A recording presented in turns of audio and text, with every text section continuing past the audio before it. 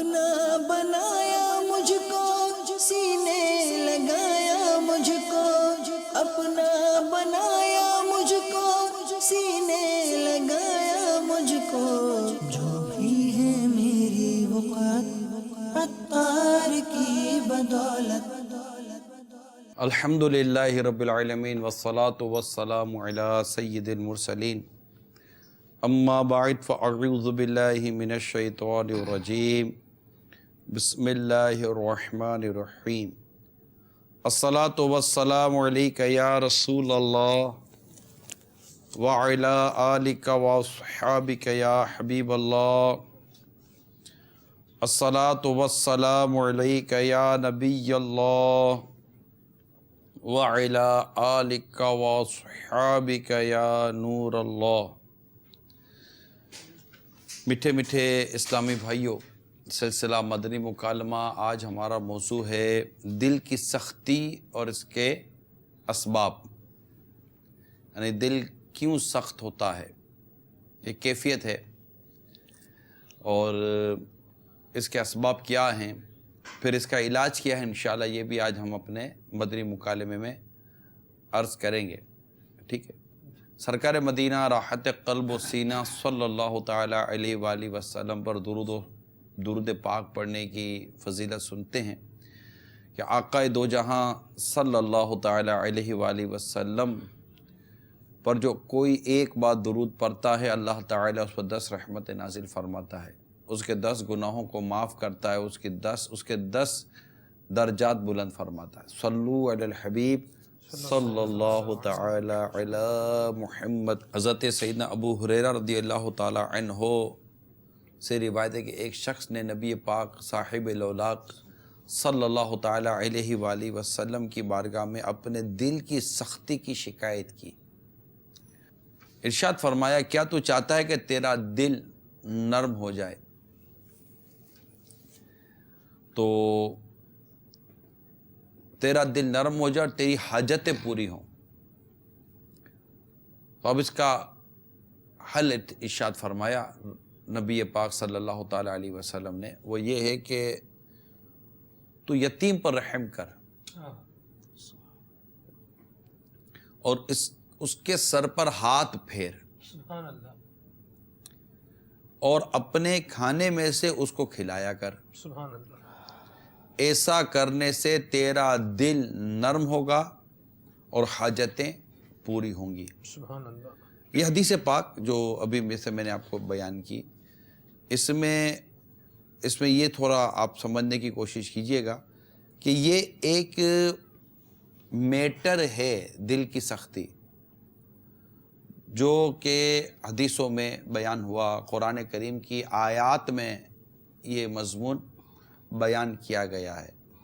آج ہماری تو خیر مینٹلٹی کچھ اور ہے کہ یہ دل اور اس کی سختی، قساوت قلبی جس کو ہم کہتے ہیں، اس طرح کے محسوسات خاص طور پر جو مذہبی ماحول سے کچھ وابستہ ہوتے ہیں اور کچھ ایسی مدنی سوچ ان کو ملی بھی ہوتی ہے، تو اس طرح کی ان کو ہوتے، باقی ادروائز جنرلی طور پر یہ موضوع نہیں ہے، ہمارا ٹاپک نہیں ہے قلب کی سختی، دل کی سختی۔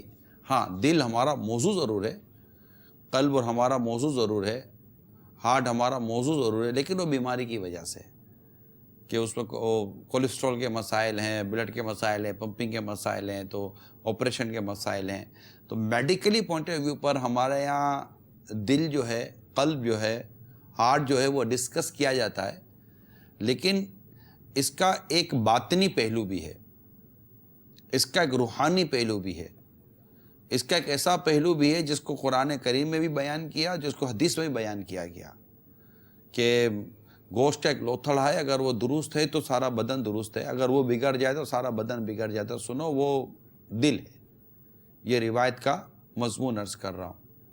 جب تم گناہ کرتے ہو تمہارے دل پر ایک سیاہ نقطہ لگ جاتا ہے، پھر کرتے ہو تو پھر ایک سیاہ نقطہ لگ جاتا ہے، حتیٰ کہ وہ گناہ کرتے کرتے دل سیاہ ہو جاتا ہے، کالا پڑ جاتا ہے، اور جب توبہ کرتے ہیں تو وہ سیاہی دل کی دور ہوتی ہے۔ یہ کتابوں میں یہ مضامین موجود ہے۔ دل جو ہے، قلب جو ہے، ہارٹ جو ہے، یہ ہماری شریعت میں، ہمارے قرآن کریم کی آیات میں اور حدیثوں کے مضامین میں یہ پورا ایک موضوع ہے۔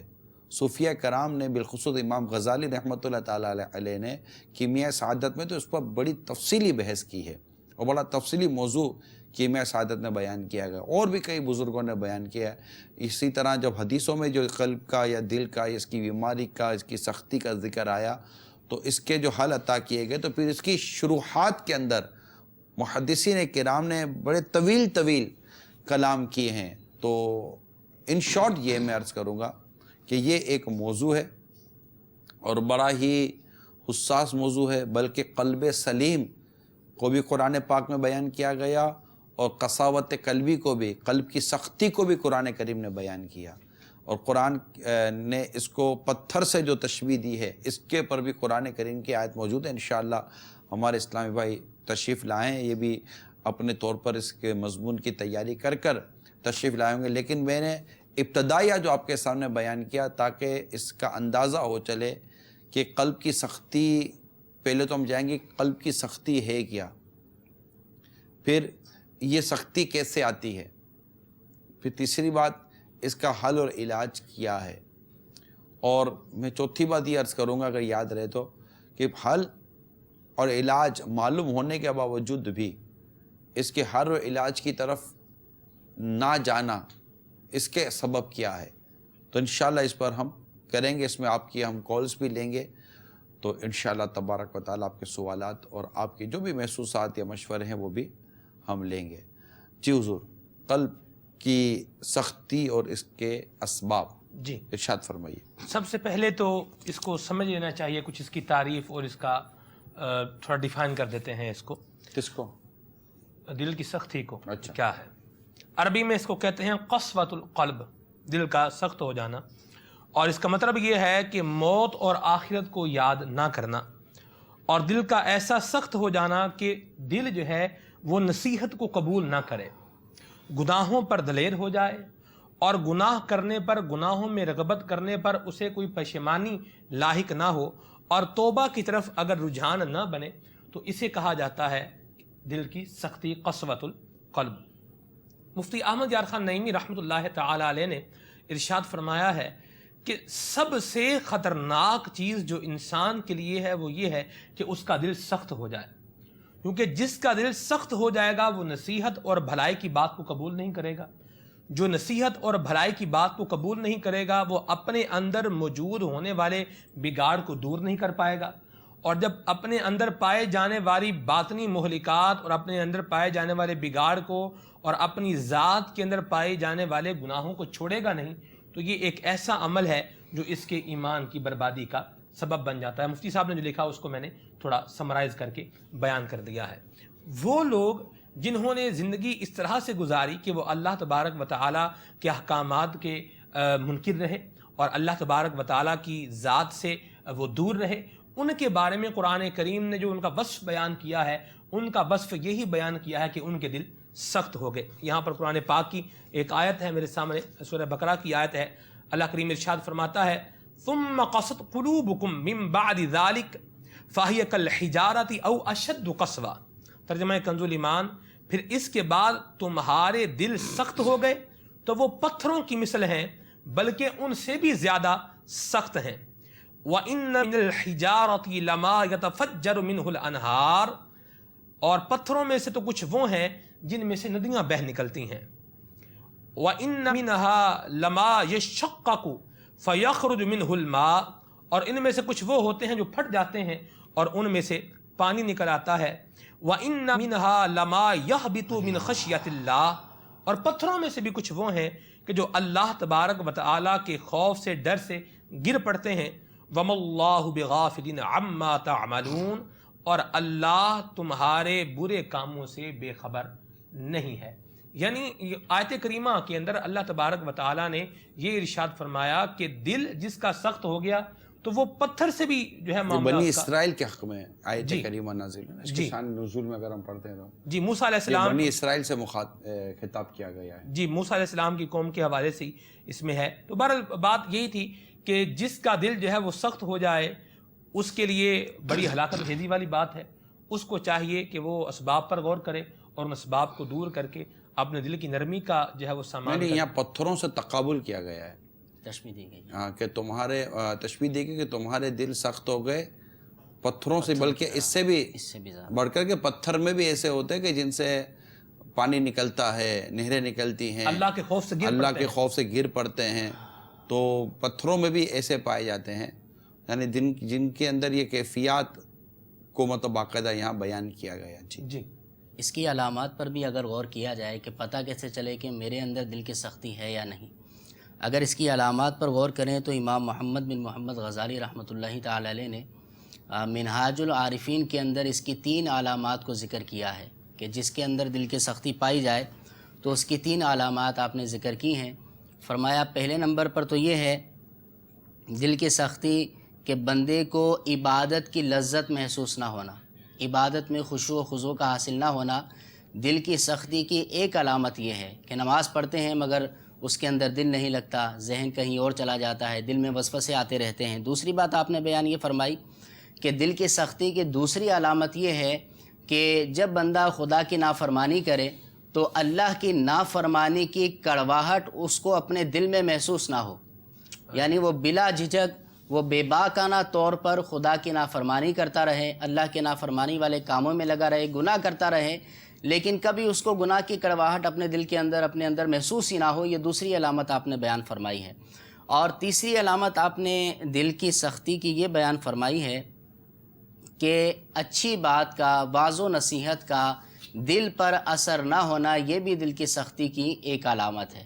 اب ہمیں بھی غور کرنا چاہیے کہ اگر یہ علامات ہمارے درمیان پائی جاتی ہیں، میرے اندر اگر یہ علامات موجود ہیں تو مجھے ان کا تدارک کرنا چاہیے، ان کا ادراک کر کے ان کو سمجھ کر ان کو دور جو ہے وہ کرنا چاہیے.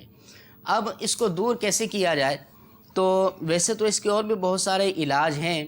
تو ایک علاج اس کا یہ بھی ہے کہ اللہ والوں کی صحبت کو اختیار کیا جائے. پہلے تو یہ نا کہ یہ سخت ہوتا کیسے ہے، جی ہے نا عمران بھائی؟ جی پہلے تو ہم اس طرف جائیں کہ یہ سخت ہوتا کیسے ہے، اور اس میں ایسی کون سی ہمیں احتیاطیں کرنی چاہیے جس سے ہم قلب کی اس کیفیت سے بچیں، دل کی اس کیفیت سے بچیں جس کیفیت کو قلب کی سختی سے تعبیر کیا جائے. جی کہ اب اس پر نصیحت پہ اثر نہیں کرتی، وہ موت کو بھی یاد نہیں کرتا، وہ آخرت کو بھی یاد نہیں کرتا، اور وہ اتنا مطلب کہ اس کے اندر غفلت پہ غفلت چڑھ جاتی ہے. علامہ ابو نعیم نے لکھا ہے حلیۃ الاولیاء کے اندر، آپ ارشاد فرماتے ہیں کہ انسان کے لیے سب سے بڑی سزا یہ ہے کہ اس کا دل جو ہے وہ سخت ہو جائے، کیونکہ جب انسان کا دل جو ہے وہ سخت ہو جاتا ہے تو وہ گناہوں کے اندر منہمک ہو جاتا ہے، گناہوں میں ڈوب جاتا ہے. گناہ کو وہی بات جیسے کہی کہ اس کی کڑواہٹ کو پھر وہ محسوس نہیں کرتا. حدیث پاک میں ہے نبی کریم صلی اللہ تعالی علیہ وآلہ وسلم نے ارشاد فرمایا کہ سخت دل آدمی اللہ کی رحمت سے بہت دور رہتا ہے. اصل میں دل کو جو ہے نا سلمان بھائی، امام غزالی رحمۃ اللہ تعالی علیہ نے دل کو تمام جسم کا بادشاہ قرار دیا. جی یہ بدن جو ہے نا یہ پوری ہماری ایک ریاست ہے، سلطنت ہے، اور یہ ہاتھ پاؤں اعضاء جو ہے نا یہ گویا کہ رعایا ہیں اس کی، اور دل جو ہے نا یہ حاکم ہے، حکمرانی کرتا ہے، بادشاہ ہے. اب بادشاہ کا حکم چلتا ہے نا. جی اب اگر بادشاہ اچھا ہے، نیک ہے، اور مطلب کہ اس کی عبادت کی طرف اس بادشاہ کا ذہن ہے تو اعضاء بھی جو ہے نا اسی طرف چلتے ہیں. اور اگر بادشاہ بگڑ جائے نا، اور حاکم جو مین حاکم ہے اگر وہی تقوی والا پرہیزگار نہ ہو تو پھر پورا معاملہ خراب ہو جاتا ہے. یعنی ایک بادشاہت اور ایک حاکمیت اور حکمران کی اتنی امپورٹنس ہوتی ہے ایک ریاست کے اندر، یہ سمجھانے کے لیے عرض کر رہا ہوں تاکہ ہمیں اپنی دل کی کیفیت کا پتہ چلے کہ جب ہمارے بزرگوں نے دل کو اپنے بدن کا بادشاہ اور حاکم قرار دیا تو پتہ چلے کہ جیسے کہ بزرگوں نے لکھا ہے کہ ایک ایسے خلیفہ گزرے ہمارے اسلام کی تاریخ میں کہ جن کی جو توجہ تھی وہ شراب اور کباب اور ایسے مطلب کہ گناہ بھرا اور غفلت بھرا ماحول، تو ان کی جو رعایا تھی نا وہ بھی اس کام میں لگ گئی، اور اس طرح کی باتیں رعایا میں بھی ہونے لگی. اس کے بعد ایک اور حکمیت آئی تو ان کا مزاج جو تھا وہ تعمیرات کا تھا، تو جو رعایا تھی وہ تعمیرات میں لگی ہوئی تھی. اب جب تیسرے کی جہاں تذکرہ آیا ہے، تذکرہ لکھنے والوں نے لکھا ہے، وہاں تیسری مثال حضرت سیدنا عمر بن عبدالعزیز رضی اللہ تعالیٰ عنہ کی دی گئی۔ اب چونکہ ان کا مزاج عبادت کا تھا، ریاضت کا تھا، اللہ کی فرما برداری کا تھا، لہٰذا جب لوگ صبح آپس میں ملتے تو آپس میں بات کرتے تھے، نفلی روزوں کی باتیں کرتے تھے، نفلی عبادت کی بات کرتے تھے، تلاوت کی بات کرتے تھے۔ تو ایک بادشاہ کا یہ ایک اثر ہوتا ہے اپنی رعایا پر کہ اگر بادشاہ نمازی ہے، بادشاہ یا حاکم جو ہے وہ نمازی ہے، پرہیزگار ہے، سنتوں کا پیکر ہے، تو اس کا اثر اس کی رعایا پر پڑتا ہے۔ دل کو بادشاہ کہا گیا ہے بدن کا۔ اگر دل ہمارا درست ہے اور اس کے اوپر مطلب کہ عبادت کا غلبہ ہے، ریاضت کا غلبہ ہے، سچائی کا غلبہ ہے، نصیحت قبول کرنے کا اس کا جذبہ ہے، تو کوئی کہتا ہے تو وہ فوراً اثر قبول کر لیتا ہے، تو انشاءاللہ تبارک و تعالی اس کا اثر بدن کے دیگر اعضاء پر ہوتا ہے۔ پھر آنکھ بھی نیکی کی طرف بڑھتی ہے، ہاتھ بھی نیکی کی طرف بڑھتے ہیں، پاؤں بھی نیکی کی طرف بڑھتے ہیں۔ تو یہ چیزیں اس لیے میں نے عرض کی تاکہ یہ جو دل ہے ہمارا، قلب ہے، اس کی جو ایک امپورٹنس بیان کی گئی ہے۔ ایک تو ویسے میڈیکلی امپورٹنس تو ہے اس کی کہ دھڑکنے بند ہو جائے تو سب بند ہو جائے گا، اس کی پمپنگ بند ہو سب بند ہو جائے گا، لیکن اس کا یہ تصور جو ہے دینی اور اسلامی حوالے سے اور اس کی مطلب اصلاح کے حوالے سے، اس تصور کو بھی نظر انداز نہیں کرنا چاہیے۔ قول لیتے ہیں۔ میرا نام محمد ہاشم ہے اور میں ملیح کھوکھرا پاس سے بات کر رہا ہوں، اور میرا سوال یہ ہے کہ کیا دل سختی کو نرم کرنے کے لیے کیا کرنا چاہیے اور اس کے کیا علاج ہے؟ السلام علیکم۔ وعلیکم السلام ورحمۃ اللہ وبرکاتہ۔ دیکھیں، دل کی سختی کو نرم کرنے کا تو ایک تو علاج حدیث پاک میں بیان ہوا، جو میں نے عرض کیا کہ یتیم کے ساتھ رحم کرنا، یتیم کے سر پر ہاتھ پھیرنا، لیکن یہاں بات سنیں، یتیم جو ہے نا وہ بالغ ہونے تک کی یتیم، بالغ ہو گیا وہ یتیم نہیں رہتا۔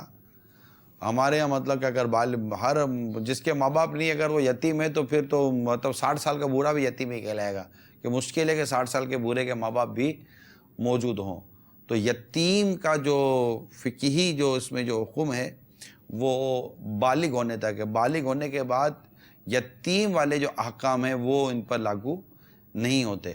اور ہاتھ پھیرنے کا جہاں تک مسئلہ، تو اس میں بھی جو علماء محتاطین نے جو ہمیں احتیاط ارشاد فرمائی ہے، اس میں بھی فتنے کے خوف کو بھی سامنے رکھ کر ہی کام کرنا چاہیے۔ البتہ یتیم کے ساتھ شفقت کرنا، یتیم کے سر پر ہاتھ پھیرنا، یہ دلوں کو نرم کرتا ہے۔ لیکن مسئلہ یہ میرے میٹھے میٹھے اسلامی بھائی کہ دل سخت ہوا کیسے؟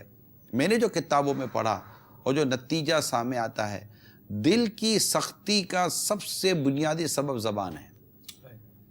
زبان کی بے احتیاطی، زبان کا فضول کلام کرنا، یہ زیادہ سے زیادہ اگر ہم بیان کریں جو ہم پڑھا کتابوں میں، تو دل کو جو چیز نقصان پہنچاتی ہے نا، وہ زبان کی بے احتیاطی ہے۔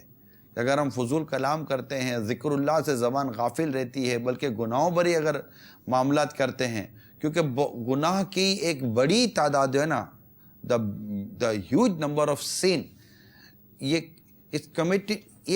ہوتے ہیں زبان سے، بہت گناہ ہوتے ہیں زبان سے۔ آنکھ بھی کسی سے پیچھے نہیں رہتی، لیکن زبان کی اپنی تباہ کاریاں ہیں۔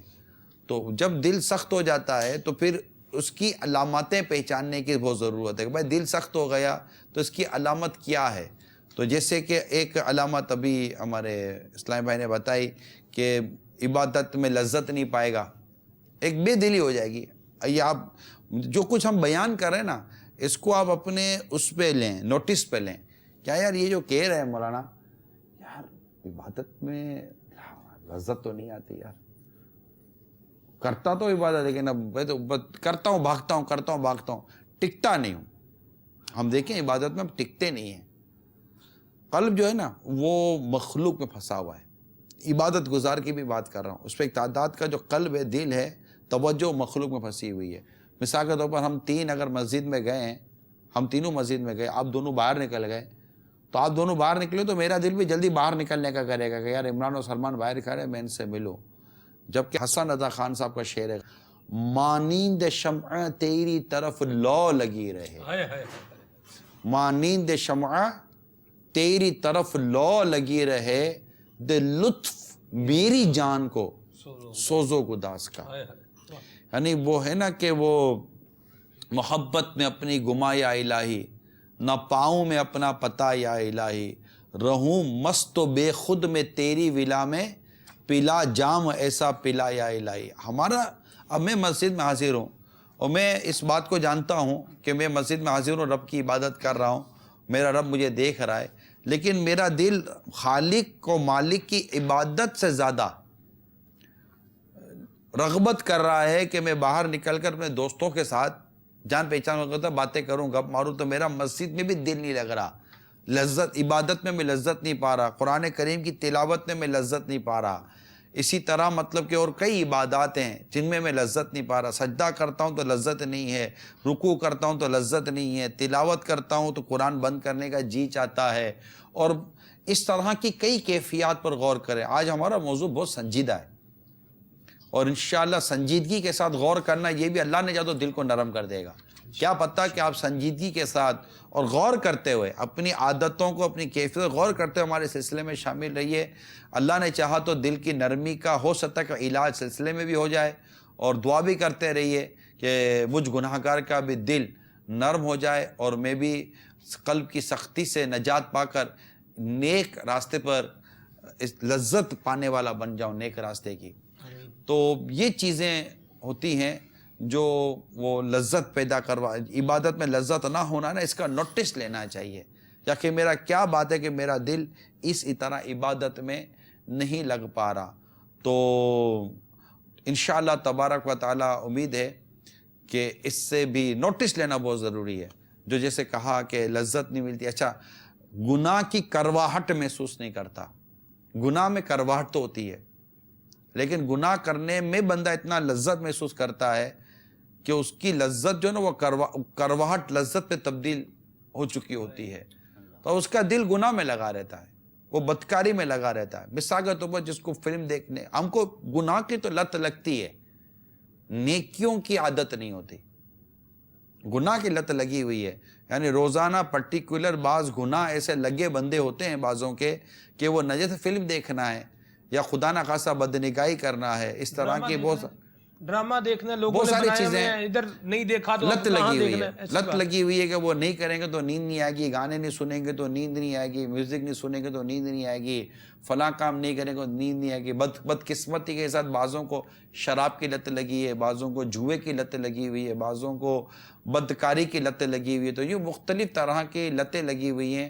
تو یہ جب لت لگ جاتی ہے نا تو پھر یہ، اب مثال دیتا ہوں، علامت، ابھی ہاتھوں ہاتھ ایک ایگزامپل ہوئی، چائے ہاتھ میں لے سلمان بھائی، جی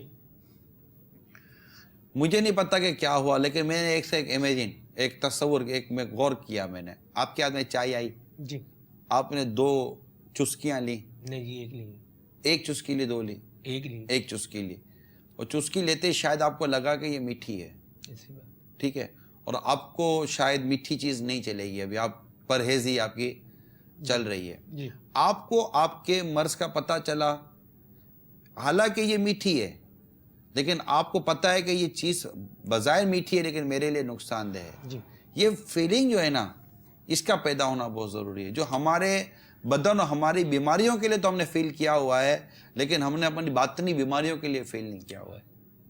تو یہ کام جو میں کر رہا ہوں، یہ کام میرے مطلب میری آخرت کے لیے نقصان دہ ہے، اس کو میں چھوڑتا نہیں۔ جیسے انہوں نے ایک چسکی لی چائے کی، چھوڑ دی، کیا پہلی نگاہ عورت پہ پڑتے ہی ہم نے واپس پھیرا؟ ہائے ہائے، ایک پہلی چسکی لی اور چھوڑ دی کہ یہ میرے لیے چائے نقصان دہ ہے، فیل تھا نا عورت پر پہلی نگاہ پڑتے ہی، وہ بھی بلا قصد، قصدہ نہیں، اگر بلا قصد غیر ارادی طور پر اگر اجنبی عورت پر اگر آپ کی نگاہ پڑ جاتی ہے، جو بے پردہ اجنبی عورت ہے، تو آپ کو حکم یہ ہے ہمیں کہ ہم اپنی نگاہ کو پھیر لیں، یہ معاف ہے، لیکن کیا ایسا کرتے ہیں؟ اور اس کی تو بڑی برکت بھی ہے حضور کہ اگر کسی کی نظر اس طرح محاسن پہ پڑ جائے اور پھر وہ اپنے نظر جو ہے وہ اس کو وہاں سے پھیر لے، تو اللہ تعالیٰ اس کے اندر ایک ایمان کی حلاوت جو ہے پیدا فرمائے گا، جسے وہ اپنے دل میں محسوس کرے گا۔ اس طرح کی ایک روایت بھی ہے۔ تو یہ چیزیں نوٹ کرنے والی، میں جو بار بار زور دے رہا ہوں نا آپ کو، مدنی چینل کے ناظرین بالخصوص جو ہمیں سن رہے ہیں، میں جو آپ کو بار بار زور دے رہا ہوں وہ محض ہماری باتیں سننے پر نہیں، کہ یار انہوں نے روایت بڑی اچھا بیان کی, انہوں نے حکایت بڑی اچھی بیان کی, انہوں نے فلسفہ بڑا اچھا بیان کیا, انہوں نے اس کی شرح بڑی اچھی بیان کی, یار ان کی علمیت کیسی ہے, ان کا مطالعہ کیسا ہے, یہ پڑھ کر کیسا ہے. نہ, ہم جو کچھ بیان کرتے چلے جائیں, اگر ہم صحیح بیان کر رہے ہیں, آپ اور میں, ہم سب مل کر اپنی کیفیت پر غور کرتے چلے جائیں. کہ آپ میں تلاوت کرتے میں مزہ نہیں آتا, جبکہ بزرگوں کو تلاوت کرنے میں مزہ آتا تھا. ہم نمازیں پڑھتے ہم کو مزہ نہیں آتا, اور بزرگوں کو نماز پڑھتے ہوئے مزہ آتا تھا, بلکہ ان کی تمنا یہ تھی ایک بزرگ کے بارے میں کہ یا اللہ اگر تو نے مرنے کے بعد بھی, وفات کے بعد بھی اگر کسی کو نماز کی سعادت عطا فرمانا ہو تو مجھے نماز کی سعادت عطا فرمانا. اور باقاعدہ مزارات کے اندر بزرگوں کا نماز پڑھنا ثابت ہے, جی, مزارات میں بزرگوں کا قرآن پاک کی تلاوت کرنا ثابت ہے. جی, تو عبادت, یہ عبادت کی لذت ہے.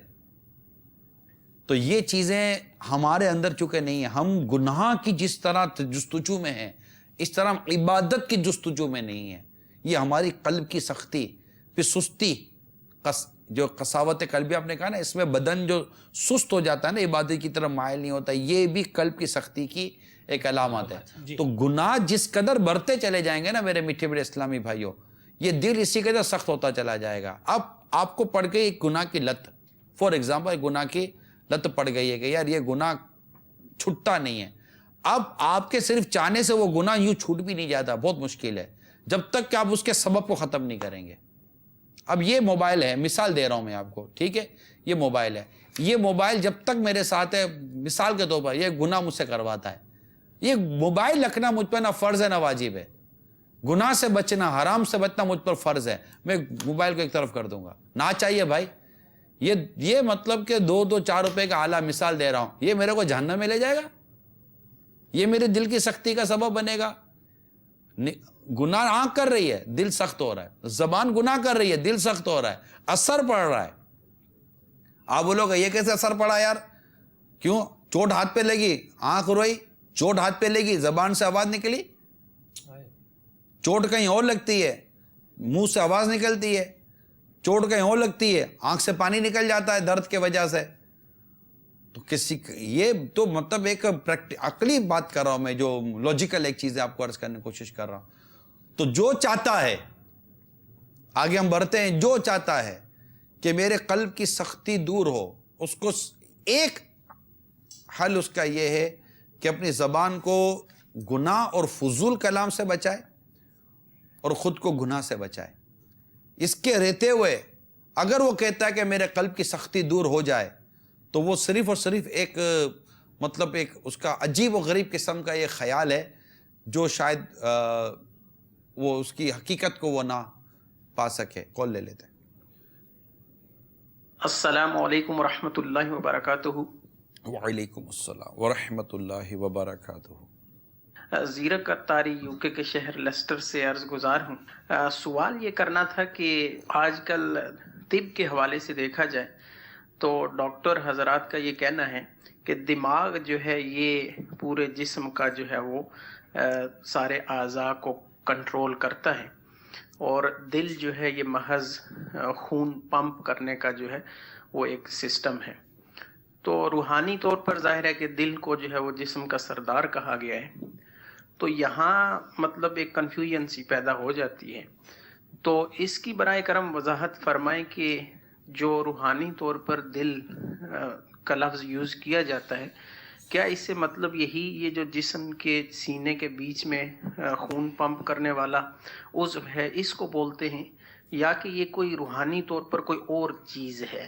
تو اگر اس کی وضاحت ہو جائے تو مدینہ مدینہ. السلام علیکم ورحمۃ اللہ وبرکاتہ. وعلیکم السلام ورحمۃ اللہ وبرکاتہ. دل کی حقیقت کیا ہے اس کو تفصیلاً امام غزالی رحمۃ اللہ تعالی علیہ نے کیمیہ سعادت میں بیان کیا ہے, اور یہ اتنا تفصیلی ایک وہ فلسفیانہ اور بڑی مطلب کہ وہ پرمغز گفتگو ہے ڈاکٹر صاحب, کہ شاید اس کو میں یہاں بیان نہ کر سکوں. تو میں نے کچھ پڑھا ضرور ہے, لیکن اس کو بیان کرنے کے لیے میں اتنا وہ پا نہیں رہا ہوں اپنے اندر, نہ وہ اس پر مستحضر بھی نہیں ہو رہا کہ وہ کیا ہے.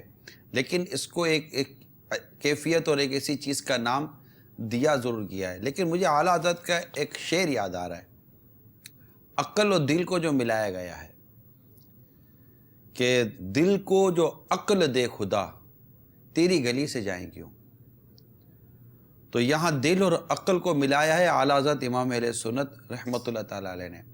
رہی بات دماغ کے سوچنے کی، تو یہاں بات واقعی وہ ہے کہ جو ایک طب ہے آپ کا، جو میڈیکل ہے، وہ کسی اور سے ڈسکس کر رہا ہے. یعنی وہ کولیسٹرول سے بات کرتا ہے، اور جو ہمارے صوفیہ کرام ہے وہ بدگمانی سے بات کرتے ہیں. وہ پمپنگ سے بات کر رہا ہے کہ دل کی دھڑکن اور کتنے دیر کے اندر وہ مطلب اس کی اسپیڈ کیا ہے، ہارٹ بیٹ کیا ہے، وہ اس سے بات کرتا ہے. اور دیگر جو ہے ہمارے صوفیہ کرام، وہ دل کو بہت سارے گناہوں سے بچنے کی باتیں کر رہے ہوتے ہیں. تو ہے تو دونوں ٹاپک اپنی جگہ پر، بات تو دونوں کی کرنی ہے. مدنی کلینک ہوتا ہے تو وہ بات کریں گے، مدنی مکالمہ ہوگا تو یہ بات کریں گے. میرے اہل سنت نے دل کی سختی کا ایک سبب فیضان سنت میں تحریر فرمایا ہے. فرمایا کہ زیادہ کھانا بھی دل کی سختی کا ایک سبب ہے. درست. اس کے بارے میں پھر آپ کیا فرماتے ہیں؟ تو آخر میں کم کھانے والا بن جاؤں. آپ تو کم ہی کھاتے ہیں مطلب. جی آپ کو تو ہم نے بات کھاتے ہوئے درست ہے دیکھا کہ دل ماشاءاللہ. کی سختی کا ایک سبب زیادہ کھانا، اصل میں وہ ہی زیادہ کھانا اور بھوک نہ ہو کھانا کھانا، بے بھوک کے کھانا، بے مقصد بولنا اور بلا تعجب کے ہنسنا. تو یہ بھی قلب کی سختی کو بیان کرتی ہیں یہ چیزیں بھی. اور جیسے میں نے ابھی عرض کی نا کہ یہ گناہ جو ہے نا، بنیادی طور پر گناہ یہ چھوڑنے کی ضرورت ہے. ہم گناہ چھوڑیں گے انشاءاللہ ہماری قلب کی سختی، ہمارے قلب کا زنگ یہ بہتری کی طرف آئے گا. جیسے قرآن کریم کی تلاوت. اب قرآن کریم کی تلاوت، جیسے میں نے ابھی تھوڑی دیر پہلے عرض کی کہ قرآن کریم کی تلاوت کرنے کا جی نہیں چاہتا، لذت نہیں ملتی. لیکن عبادت میں لذت نہ بھی ملے نا، عبادت کرتے چلے جائیں گے نا، تو ہماری جو نفس امارہ ہے یہ ہمیں عبادت میں لذت کی طرف لے جاتی ہے. کیونکہ نفس میں تغیر ہے. نفس امارہ پر ریاضت کا، عبادت کا جب ہم بوجھ ڈالیں گے نا تو یہ بن جاتی ہے نفس لوامہ. وہ نفس لوامہ پر مزید ریاضت کا، توبہ کا، عبادت کا جو بوجھ ڈالیں گے تو یہ بن جاتی ہے نفس مطمئنہ. تو یہ نفس کی کیفیات ہوتی ہیں. تو جی نہ بھی چاہے نا تب بھی بندے کو چاہیے کہ عبادت ضرور کرے، تلاوت ضرور کرے. اللہ تعالیٰ اس کا دل عبادت اور تلاوت میں لگا دے گا، اس کے دل کی نرمی ہوگی. کیونکہ میں نے علماء سے سنا ہے کہ جب قرآن کریم کی تلاوت کی جاتی ہے نا تو اللہ تبارک و تعالیٰ کی رحمت کا می برستا ہے. جب رحمت کا می برستا ہے نا تو وہ قلب پر جو گرد اور جو گندگی ہے نا وہ اس کو دھوتا ہے. تو آپ دیکھیے گا کہ جب آپ تلاوت کرتے رہے ایک وقت آئے گا اللہ کی رحمت سے، اب یقین رکھیے ایک وقت آئے گا کہ قرآن کریم کی تلاوت سے آپ سیر نہیں ہوں گے. آپ کا بار بار جی کرے گا کہ قرآن کہاں ہے، بار بار جی کرے گا قرآن کریم کہاں ہے، یار قرآن کریم دو. بار بار جی نہ کرے، آپ کہیے گا کہ بعض سلسلوں کے بعد کہ عمران تم نے کہا تھا، ہم نے تو کیا تھا، مگر جیسا میں عرض کر رہا ہوں نا ویسا کریں. صحیح طور پر کسب کرے، کوشش کرے، اپنے آپ کو منائے. جیسا دل نہیں کرتا نوکری پر جانے کا، جاتے نہیں جاتے، فلاں کام کرنے کا دل نہیں کرتا، کرتے نہیں کرتے، سب کرتے ہی ہیں نا. اب دل نہیں بھی کر رہا نا، اب تلاوت کریں، دل کو مار کر کریں. انشاءاللہ عز و جل ایک وقت آئے گا کہ قرآن کریم دیکھنے کے لیے آپ کی آنکھیں ڈھونڈ رہی ہوں گے کہ میرے رب کا کلام کہاں ہے. سبحان اللہ. اور لے کر آپ اس کو کھول کر پڑھیں گے ضرور. اور پڑھیں گے نا تو ایسی کیفیت بھی آپ اللہ نے چاہا تو محسوس کریں گے کہ آپ کی گھڑی کہہ رہی ہوگی کہ دیر ہو رہی ہے، اگر دل کہہ رہا ہوگا کہ 2 آیتیں اور پڑھ لیتا ہوں. سبحان اللہ. آپ کو نہ یہ کیفیت نصیب ہو تو مجھے کہیے گا. اللہ تعالیٰ کی رحمت پہ نظر رکھیے گا. دل بہت کرے گا. مطلب قرآن کریم کا یہ ایک اعزاز ہے کہ اسے بند کرنے کا دل نہیں کرے گا آپ کا. بار بار پڑھوں، ترجمہ و تفسیر کے ساتھ بڑا دل لگا رہے گا. تو یوں یہ ہے کہ اس کو پڑھتے رہیں. جی کال چلا دیجیے. محمد نعمان اتاری راول پنڈی سے. یہ نفس کا تزکیہ کیسے کیا جا سکتا ہے؟ دل کی سختی کیسے؟ اگر والدین اس سے منع کریں یا کوئی اس سے منع کرے، اس طرف نہیں جانے دے، تو پھر بندہ کیا کرے؟ نہیں، والدین منع کرتے ہوئے، اگر والدین اللہ نہ کرے کسی فرض عبادت سے منع کرتے ہیں اور اللہ کی نافرمانی کی طرف بلاتے ہیں تو ظاہر ہے کہ وہاں والدین کی اطاعت نہیں کی جائے گی. تو والدین کی اطاعت تبھی کیجیے، والدین کی اطاعت ہے ہی وہاں جہاں اللہ اور اس کے رسول کی نافرمانی نہ ہوتی ہو. تو یہ تو ایک بات ہو گئی. تو والدین ریاضت صرف مسجد میں بیٹھ کر نماز پڑھنے ہی کا تو نام ریاضت نہیں ہے نا، سچ بولنے کا نام بھی تو ریاضت ہے. ماں باپ کی خدمت کرنا بھی تو ایک ریاضت ہے، کہ وہ عبادت نہیں ہے کہ والدین کی خدمت کروں، والدین کو راضی کروں. یہ بھی انشاءاللہ تعالیٰ اس طرح بھی ماں باپ کی دعا لگے گی تو ماں باپ کی دعا بھی ہمارے دل کے زنگ کو دور کر سکتی ہے. اگر والدین کی دعا لے لی اور ماں نے دعا کر دی اور ماں نے کہہ دیا یا اللہ میرے بیٹے کا دل عبادت میں لگا دے، ریاضت میں لگا دے، اور تو مدینہ مدینہ ہو جائے گا. تو یوں ماں باپ اس طرح تو نہیں منع کریں گے، کیونکہ عبادت کئی عنوان پر مشتمل ہے. آپ دعوت اسلامی کے مدنی ماحول میں آئیں تو انشاءاللہ پتہ چلے گا کہ عبادت کتنے موضوعات کے اندر بیان کی جا سکتی ہے، کہ یہ بھی عبادت ہے، یہ بھی عبادت ہے، یہ بھی عبادت ہے. سچ بولتے رہیں، کیا عجب کہ دل کی سختی دور ہو جائے انشاءاللہ تعالی. کال چلائیے. السلام علیکم ورحمۃ اللہ وبرکاتہ. وعلیکم السلام ورحمۃ اللہ وبرکاتہ. میرا نام اشفاق احمد تاری میرپورخاص سے بات کر رہا ہوں. میرا حاجی عمران صاحب سے یہ سوال ہے کہ اکثر ایسا بھی ہوتا ہے کہ گناہ کرنے کا کوئی ارادہ کرتے ہیں یا گناہ کر بیٹھتے ہیں تو دل تیز سے دھڑکنے لگتا ہے اور دل میں ایک عجیب سی درد محسوس ہوتا ہے. تو یہ کیفیت درد ہونا کہ یہ اچھی ہے یا بری ہے؟ برائے کرم کا جواب عنایت فرمائیں. السلام علیکم ورحمۃ اللہ وبرکاتہ. وعلیکم السلام ورحمۃ اللہ وبرکاتہ. اگر میں اس درد کو گھبراہٹ سے تعبیر کرنا درست ہے میرا تو یقیناً یہ ایک بہت اچھی کیفیت ہے. اور اگر یہ دل درد جیسے وہ نا بوجھ سا آ جاتا ہے کہ یار کیا ہو گیا یار یہ، تو حدیث پاک میں ایک اس طرح کا مضمون میں نے پڑھا ہے کہ اس کو پسند کیا گیا ہے، یہ دعا کی گئی ہے کہ جب گناہ ہو جائے تو رنجیدہ ہو جاؤں اور جب نیکی ہو تو خوشی نصیب ہو. یعنی گناہ پر رنجیدگی اور غم کی کیفیت کا آنا اور نیکی پر خوشی کی کیفیت کا آنا یہ اچھی علامت ہے. اور یہ سمجھیں کہ یہ ایک ایسا چراغ ہے کہ جس کی روشنی اگر کم بھی ہے تو تیل موجود ہے، انشاءاللہ یہ زبردست روشن ہوگا، کیونکہ احساس موجود ہے. بہت امپورٹنٹ بات میٹھے میٹھے اسلام بھائی یہ ہے احساس، فیلنگ. جب احساس مر جاتا ہے نا تو بہت تکلیف ہو سکتی ہے. احساس مت مرنے دیجیے گا گناہ کا. آج آپ جتنے بھی دیکھ اور سن رہے ہیں، میری تمام تر عاشقان رسول سے مدنی التجا ہے، کبھی احساس مت مرنے دیجیے گا. آپ سے بدنگاہی ہو گئی، آپ نے فلمیں ڈرامے دیکھ لیے، آپ نے گانے باجے سن لیے، آپ نے داڑھی بھی منڈائی، ایک مٹھی سے گھٹائی، آپ سے ماں باپ کی نافرمانی ہو گئی ہے، آپ نے شراب پی لی ہے، آپ نے جوا کھیل لیا ہے، آپ سے بدکاری بھی ہو گئی ہے، اچھا غیبت بھی ہو جاتی ہے، چگلی بھی ہو جاتی ہے، تہمت بھی بن دیتے ہیں، بہتان بھی لگا دیتے ہیں، اچھا گناہ ہو جاتا ہے نا، احساس ہے گناہ ہو جاتا ہے. ڈٹائی تو نہیں ہے نا، ڈٹائی تو نہیں ہے نا، ہاں ہو جاتا ہے. کیا فرق پڑتا ہے؟ ایسی تو فیلنگ نہیں ہے نا آپ کی. یہ جو احساس ہے نا، چھوٹ نہیں رہا ہے گناہ، احساس ہے کہ یار یہ ہو غلط رہا ہے. یہ احساس مرنے مت دینا. ہاں یہ احساس مرنے مت دینا. یہ احساس انشاءاللہ تعالی آپ کو واپس لے آئے گا. یہ محسوسات، یہ فیلنگ ہے نا، یہ واپس لے آئے گی. یہ جو گناہ پر جو ندامت ہے نا، یہ واپس لے آئے گی. امام غزالی رحمۃ اللہ تعالیٰ علیہ نے منہاج العابدین میں یہ طرح کا مضمون دیا ہے کہ یہ جو گناہ پر جو ندامت ہے نا، کہ ندامت یہ توبہ ہے. امام غزالی علیہ رحمۃ اللہ والی فرماتے ہیں کہ یہ جو ندامت ہے نا، افسوس، یہ بھی اللہ کی توفیق سے ہی آتی ہے. اگر اللہ کی توفیق نہ ہونا تو بندے کو گناہ پر ندامت بھی نہیں ہو سکتی. نہیں ہوتی، کئیوں کو نہیں ہوتی.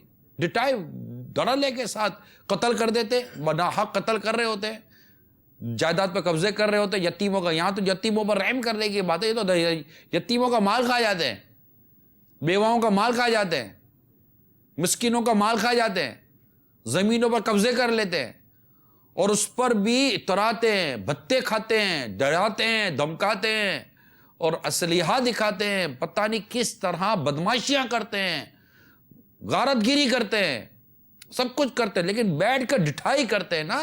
مطلب آپس میں اپنے کارنامے, اس کو اپنا کارنامہ سمجھتے ہیں.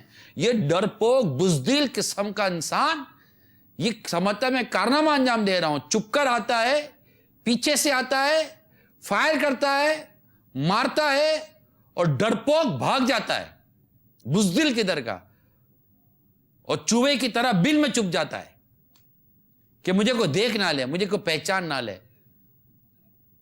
ایک نمبر کا ڈرپوک انسان, بزدل انسان, اور انتہائی گندا انسان جو ناحق قتل میں مبتلا ہوتا ہے, اور ان کے لیے سازشیں کرتا ہے, ان کے لیے پلاننگیں کرتا ہے, لوگوں میں خوف و ہراس پھیلاتا ہے, اور اس کو اپنے کارنامے بیان کرتا ہے. اس کو احساس نہیں ہے کہ میں کتنا غلط کر رہا ہوں.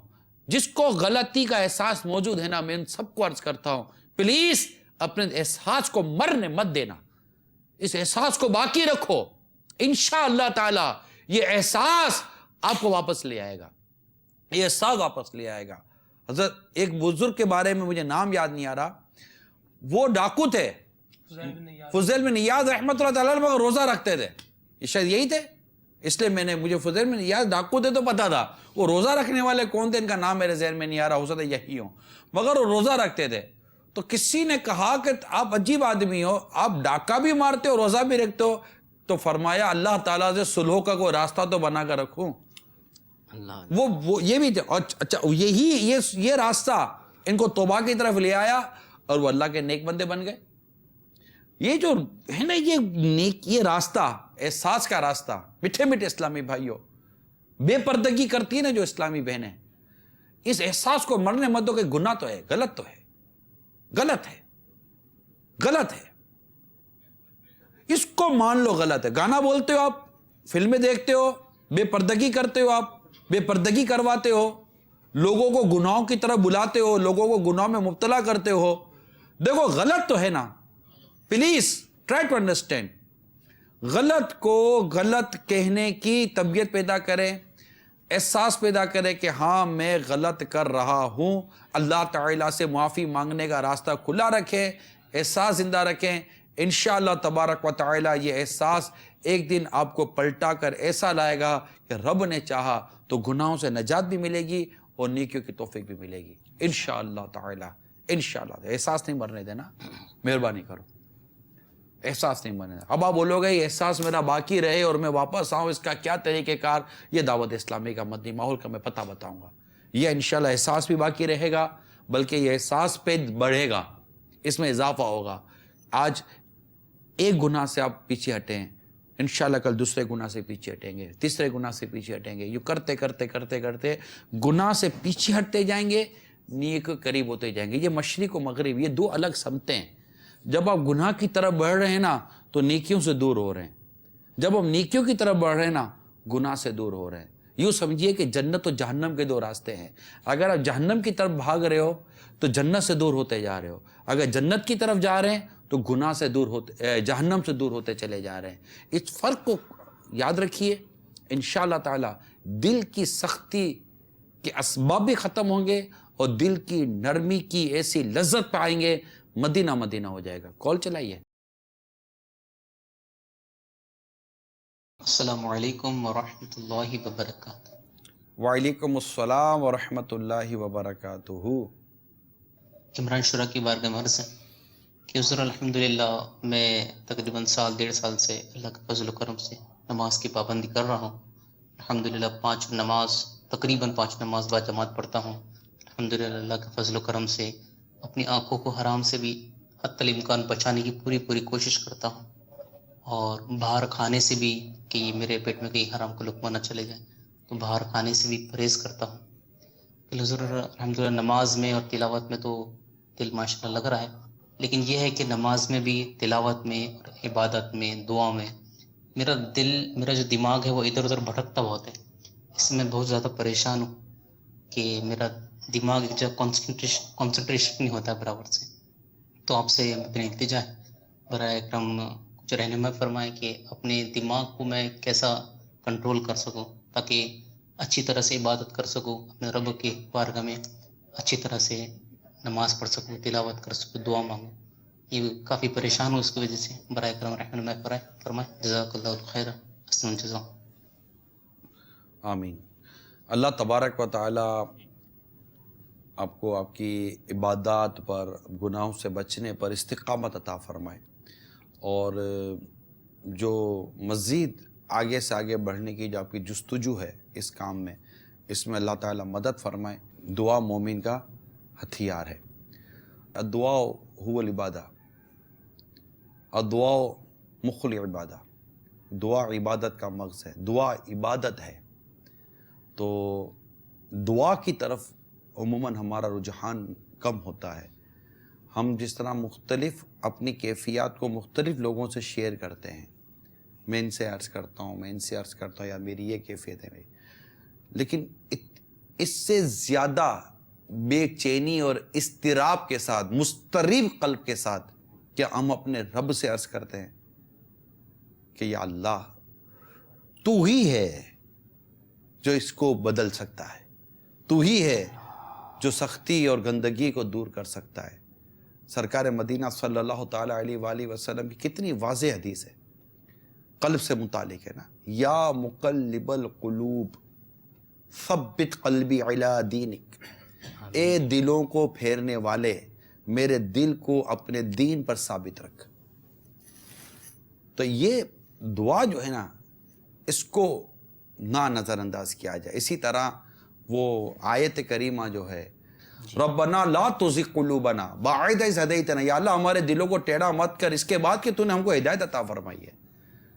تو اس طرح یہ دعائیں پڑھتا رہے، اللہ تعالیٰ سے التجائیں کرتا رہے، اور ڈرتا رہے کہ جو توفیق اللہ تعالیٰ نے جتنی توفیق دی ہے کہ یہ بھی مجھ سے نہ چھین لی جائے. تو انشاءاللہ تعالیٰ اور مزید عبادت کے اور نیکیوں کے اور روحانیت کے اللہ نے چاہا تو دروازے کھلیں گے انشاءاللہ تعالیٰ. آپ کچھ سلمان بھائی کافی دیر سے خاموش بیٹھے ہیں، کال تو ہیں لیکن میں نے کچھ آپ سے بھی مدنی پھول لے لیے جائیں. میں آپ کی گفتگو بڑے غور سے سن رہا تھا، اور جو آپ احساس کے حوالے سے کر رہے تھے، میرے ذہن میں اس گفتگو سے ریلیٹڈ ایک بات ذہن میں آ رہی تھی، اور وہ میں کرنا بھی چاہ رہا تھا، لیکن وہ بڑے پیارے مدنی پھول ایک سیکوینس سے جاری تھے، میں وہ کر لیتا ہوں. گناہ کے بعد انسان کو احساس ہو جانا یہ واقعی اچھی بات ہے، لیکن میرا ذہن کہہ رہا ہے کہ اس احساس کی ڈائمینشن شاید عام طور پر وہ نہیں ہوتی جو ہونی چاہیے. جیسے مثال کے طور پر ایک شخص ہے، مذہبی اعتبار سے وہ اس کی بڑی ہاؤ نو ہے، اس نے کوئی گناہ کیا، اب وہ یہ سوچ رہا ہے یار یہ عہدہ مجھ سے چھن جائے گا، لوگوں کو پتہ چلے گا تو کیا بنے گا. نوکری ہے، اس میں اس نے غبن کیا ہے، گناہ کا کام کیا، غبن کیا، غصب کیا، دھوکہ دیا، فراڈ کیا، مال جو ہے وہ کھسوٹا ہے. اب کھسوٹ تو اس نے لیا ہے، غبن تو اس نے کر لیا، دھوکہ تو اس نے دے لیا ہے. اب وہ یہ سوچ رہا ہے یار یہ پتہ لگ گیا تو یہ تو میری تو نوکری ختم ہو جائے گی. اسی طرح کوئی کسی اور جگہ پر کوئی بندہ جو ہے وہ کام غلط کر رہا ہے، میرے سسرال والوں کو پتہ چل گیا تو یہ تو مسئلہ ہو جائے گا، رشتہ کیسے باقی رہے گا. اچھا، جس کا رشتہ ہونے جا رہا ہے وہ کوئی ایسا گناہ جو ہے وہ کمٹ کرتا ہے، جوا کھیلتا ہے. اب اس کو یہ ہو گیا یار یہ جہاں میں رشتہ ہونے جا رہا ہوں ان کو پتہ چل گیا جوا کھیلتا ہے تو رشتہ تو نہیں ہوگا. کیا آپ اس کو ڈیفرینشیٹ کریں گے؟ ایک احساس ہے یہ ہونا، لوگ کیا کہیں گے، دنیا کو پتہ چل گیا عزت ختم ہو جائے گی. اور ایک وہ ہے ثم لتسألن یومئذ عن النعیم، کہ قیامت میں تمہیں اللہ تبارک و تعالیٰ کے سامنے کھڑے ہو کے جو ہے وہ جواب دینا ہے. تم سے تمہاری نعمتوں کے بارے میں سوال کیا جائے گا. سوال کیا جائے گا، اللہ تبارک و تعالیٰ جو ہے مجھ سے پوچھے گا، اور ادھر میں کیا جواب دوں گا. اس وجہ نعمتوں سے کے بارے میں پوچھا جائے گا، جی فلاں سے جو تم نے فائدہ اٹھایا، فلاں نعمت سے جو فائدہ اٹھایا اس کے بارے میں. جی اب مسئلہ یہ ہے کہ یہاں دو تین چیزیں پر غور کرنے کی ضرورت ضرور پڑے گی. جی کہ ایک چیز غلط ہوئی، اب وہ کون ہے جو میرے اس غلط کام کو چھپائے جی تاکہ وہ اس کو پتہ نہ چلے اور میرا دفاع ہو جائے اور میں بچ جاؤں؟ وہ کون ہے؟ اللہ ہے نا. روایت کہ جب کوئی بندہ توبہ کرتا ہے تو اللہ تعالیٰ اپنے فرشتوں سے ارشاد فرماتا ہے کہ میرے اس بندے کو دیکھو کہ اس نے گناہ کیا اور گناہ کرنے کے بعد یہ جانتا ہے کہ میرا کوئی رب ہے جو مجھے معاف فرمائے گا، ہے نا. اس دیکھیں نا تھوڑا پازیٹیو کی، وہ بھی کون، وَتُعِزُّ مَن تَشَاءُ وَتُذِلُّ مَن تَشَاءُ، عزت و ذلت اللہ تعالیٰ کے دست قدرت میں ہے.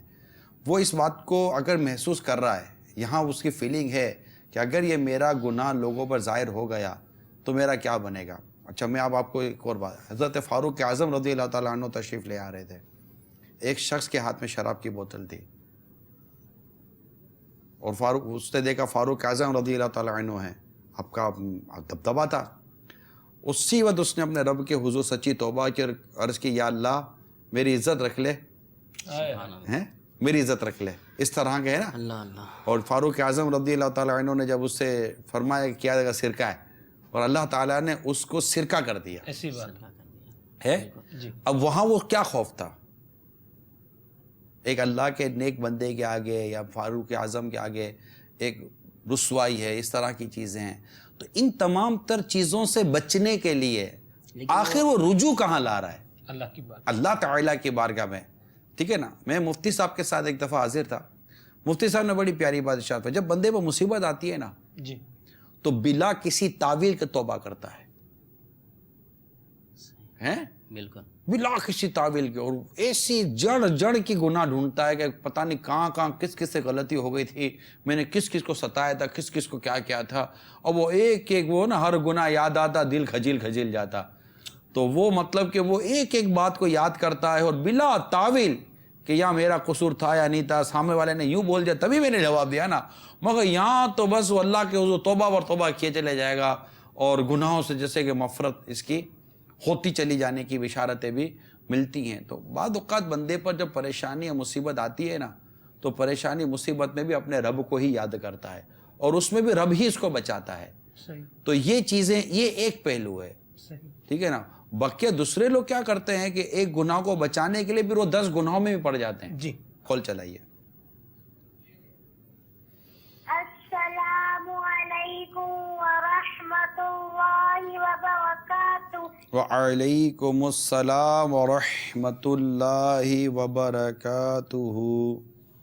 میرا نام شافرہ طاریہ ہے. میں ہند کے شہر کاشی پور سے بول رہی ہوں. نگران شورا آج آپ بہت ہی اصلاحی موضوع لے کر آئے ہیں. کیا بچوں کا دل بھی سخت ہو جاتا ہے؟ نگران شورا ہم ایسا کیا عمل کریں کہ دل کی سختی سے محفوظ رہیں؟ نگران شورا آپ ہمارے لیے دعا کیجیے گا کہ ہم دل کی سختی سے محفوظ رہیں اور ہمارا دل پاکیزہ ہو جائے. دل کی دنیا کو سجاؤ آقا، اپنی الفت کو جلاؤ آقا. السلام علیکم ورحمۃ اللہ وبرکاتہ. وعلیکم السلام ورحمۃ اللہ وبرکاتہ. ماشاء اللہ شافیہ طاریہ ہند کاشی پور سے، اللہ تعالیٰ آپ کو سلامت رکھے. بیٹا میں نے پڑھا کہیں نہیں ہے اصل میں کہ مدنی منوں یا بچوں کے بھی قلب کی سختی کے حوالے سے، اس لیے میں اپنی طرف سے کچھ اس میں اظہار کر نہیں سکتا. اگر آپ نے کوئی ایسا مطالعہ کیا ہو تو رہنمائی فرما دیجیے گا. البتہ یہ سوچ بہت اچھی ہے کہ ہمارے قلب کو سختی نہ لگ جائے. یہ سوچ بہت اچھی ہے، بچپن سے ہی یہ سوچ ہونی چاہیے، اور یہ بات ہمارے بچوں کے بھی مدنی منوں مدنی منیوں کے ذہن میں بھی ہونی چاہیے کہ دل سخت ہو جاتا ہے، اور دل سخت ہونے کی کئی علامتیں ہیں.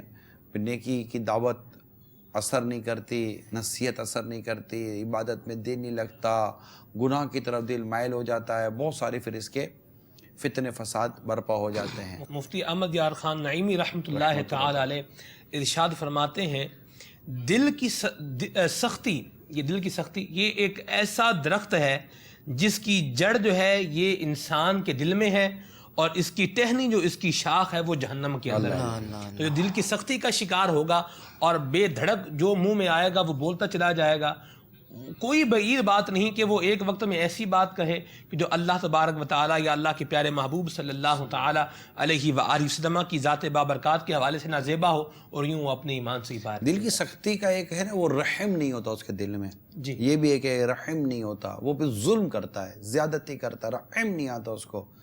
یہ بھی نوٹ کر لیا جائے کہ اگر آپ کو کسی پر رحم نہیں آ رہا تو بھی ایک علامت یہ کہی جا سکتی ہے کہ دل کی سختی کی یہ بھی ایک علامت ہے. تو اب اس کے لیے یہ ہے کہ ایک حدیث پاک میں بھی ایک اور حدیث پاک میں بیان کر دوں کہ کیا کہتے ہیں، سرکار مدینہ صلی اللہ تعالیٰ علیہ وسلم کی بارگاہ میں دل کی سختی کی شکایت کی تو نبی پاک صلی اللہ تعالیٰ علیہ وآلہ وسلم نے ارشاد فرمایا اگر تم اپنے دل کو نرم کرنا چاہتے ہو تو مسکینوں کو کھانا کھلاؤ اور یتیموں کے سروں پر شفقت سے ہاتھ پھیرو. یہ دونوں رحم کی طرف لے کے جائیں گے. آپ کو رحم، آپ کے دل میں شفقت و محبت کا پیدا ہونا یہ بہت ضروری ہے. یہ انشاءاللہ دل کی نرمی کا اس میں ایک علاج ہے. اور مروی ہے کہ ایک عورت نے ام المومنین سیدتنا عائشہ صدیقہ رضی اللہ تعالی عنہا سے قلب کی سختی، قساوت قلبی کا ذکر کیا تو آپ رضی اللہ تعالی عنہ نے ارشاد فرمایا موت کو کثرت سے یاد کیا کرو، تیرا دل نرم ہو جائے گا. جب اس عورت نے ایسا کیا تو اس کا دل نرم ہو گیا. پس اس نے ام المومنین حضرت سیدتنا عائشہ صدیقہ رضی اللہ تعالی عنہا کا شکریہ ادا کیا. میں جب یہ روایتیں پڑھی تو میں یہ غور کر رہا تھا کہ انہیں کس طرح اندازہ ہو جاتا تھا قلب کی سختی کا بھی اور قلب کی نرمی کا بھی. کیا ہمارا دل نرم بھی ہو گیا ہے، ہمارا دل سخت ہو گیا ہے. لیکن ہمارے یہاں تو یہ احساس نہیں ہوتا نا کہ دل نرم ہے یا سخت ہے. یہ سوچ ہونا بھی بہت. ہم بولیں گے تو ایکس رے کرانے چلے جائیں گے، کس کا الٹرا ساؤنڈ ذرا کرنا. الٹرا ساؤنڈ تو ہو رہا بھی یہاں بیٹھ کر، علامتیں تو بیان ہو رہی ہیں آپ کو. الٹرا ساؤنڈ کے اندر کیا علامتیں بیان ہوتی ہیں، لیبورٹری ٹیسٹ میں کیا ہوتا ہے علامتیں بیان ہوتی ہیں، سائن بیان کی جاتی ہے کہ ہاں بھائی یہ سائن ہے. تو یہاں سختی، دل کی سختی کی کتنی علامتیں بیان کی جا چکی ہیں. اس پر غور کریں، اگر ہے تو اس کو دور کریں، پرہیز کریں، تقوی اختیار کریں، اللہ تعالیٰ کی بندگی کی طرف آئیں. انشاءاللہ دل نرم ہو جائے گا، سختی دور ہو جائے گی. موت کو یاد کریں، تلاوت کی کثرت کریں انشاءاللہ. کال چلائیے. میرا نام محمد قاسم اختاری، میں بابل مدینہ کراچی سے عرض کر رہا ہوں کہ میرا سوال یہ تھا کہ بندہ مزدوری کرتا ہے اور مزدوری کے حالات میں نہ بندہ نماز پڑھ سکتا ہے نہ کوئی اور عبادت اور ریاضت کی طرف مائل نہیں ہوتا. جب ان کو کوئی نیکی کا حکم یا درس دیا جائے تو وہ بندہ کہتا ہے کہ ہم تو مزدوری کرتے ہیں تو ہمارے یعنی اس طرح ان کا کام ہے کہ وہ اس طرف نہیں آ سکتا. تو آپ سمجھنے التجا ہے، دعا بھی فرما دیجیے اور اس کی طرف کوئی ترتیب بتا دیجیے کہ جو نیکی کی طرف مائل ہو جائے. یہ مزدوری کرنے والا عبادت نہیں کرتا، یہ کس نے کہا؟ ہمارے یہاں ایک بہت پیاری کمیونٹی ہے، پٹھان کمیونٹی. پٹھان کمیونٹی جو ہے یا پٹھان قوم جو، یہ تو بہت مزدوری کرتی ہے. بلکہ عموماً آپ کو یہ بلڈنگوں میں جو تعمیرات میں ہیوی کام کرتے ہیں.